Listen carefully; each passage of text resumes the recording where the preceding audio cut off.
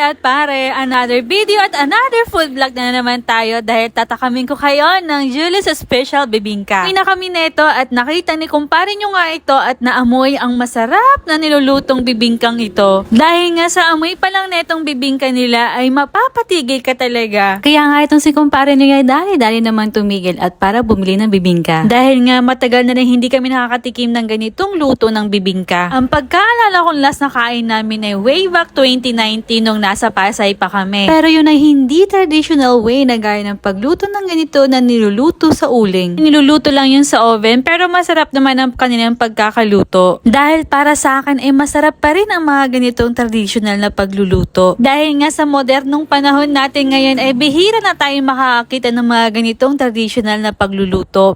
Kaya sana kung meron tayong makikitang mga ganito ay suportahan pa rin natin sila at nang may madatnan pa ang mga susunod na henerasyon natin.